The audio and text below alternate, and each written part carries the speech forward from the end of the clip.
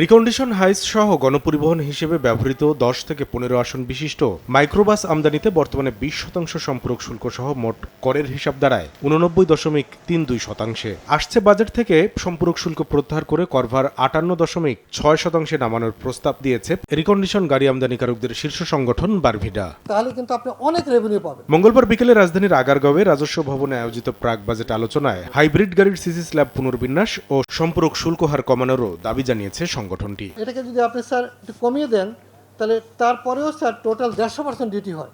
এই 150% ডিউটি একটা গাড়িতে যে ডিউটি পাবেন স্যার অনেক টাকা ডিউটি পাবেন। পিকআপে বিদ্যমান 25% আমদানি শুল্ক কমিয়ে 5% করার পাশাপাশি আরোপিত ভ্যাট প্রত্যাহার চায় বারভিডা। অ্যাম্বুলেন্সের আমদানি পর্যায়ে বিদ্যমান 15% ভ্যাট প্রত্যাহারের পাশাপাশি 16 থেকে 40 আসন বিশিষ্ট গণপরিবহন আমদানিতেও রাজস্ব ভার থেকে মুক্তি চায় সংগঠনটি। পিকআপ একটা গাড়ি স্যার জাপান থেকে আসতো, এটা স্যার টোটালি এখন ইন্ডিয়ান বাজার হয়ে গেছে। জাপানি গাড়িটা নিষিদ্ধ হয়ে গেছে ভ্যালুয়েশন সিস্টেমের কারণে। হজ করেছি, ব্যাংকে কি করে টাকা জমাই বলেন? ইউসিবি তাকোয়া পরিপূর্ণ ইসলামিক পন্থায় পরিচালিত ব্যাংকিং। গাড়ি সংযোজন শিল্পের নামে যেন মানহীন শিল্প গড়ে না ওঠে সেদিকেও বিশেষ নজর চায় বারভিডা। বড় ম্যানুফ্যাকচারার আসুক, কিন্তু স্ক্রু ড্রাইভার ইন্ডাস্ট্রির নামে এসে যা আছে সেটাকে ধ্বংস করে দেবে, সেটার জন্য না হয়। বারভিডার যুক্তি মানলে সরকারের রাজস্ব আদায় বাড়বে বলেও দাবি করেন সংগঠনটির সভাপতি। We can do a better policy, তাতে রেভিনিউ কমবে না, রেভিনিউ বাড়বে এবং ইজ অফ ডুইং বিজনেসটা অনেক ভালো হবে বলে আমরা তীব্রভাবে বিশ্বাস করি। এ সময় ব্যবসা বান্ধব পরিবেশ নিশ্চিতে সব ধরনের সহযোগিতা করার আশ্বাস দেন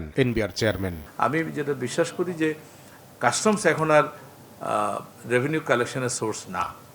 কাস্টমস হচ্ছে ট্রেড ফ্যাসিলিটেশনের মাধ্যম। আমাদের ট্যাক্স আদায় করতে হবে আয়কর এবং ভিটি থেকে। যেগুলো আপনারা বললেন কাস্টমস অ্যান্ডে, ডিউটি অ্যান্ডে, এগুলো আমরা অবশ্যই রেশনালাইজ করব। ফসিল ফুয়েল চালিত গাড়ি আমদানিতেও সিসি স্ল্যাব ও সম্পূরক শুল্ক হার পুনর্বিন্যাস করে করভার কমানোর পক্ষে যুক্তি তুলে ধরেন বারভিডা সভাপতি ভ্যালুয়েশন নিয়ে স্যার আমি কামরুল হাসান সবুজ, সময় সংবাদ, ঢাকা।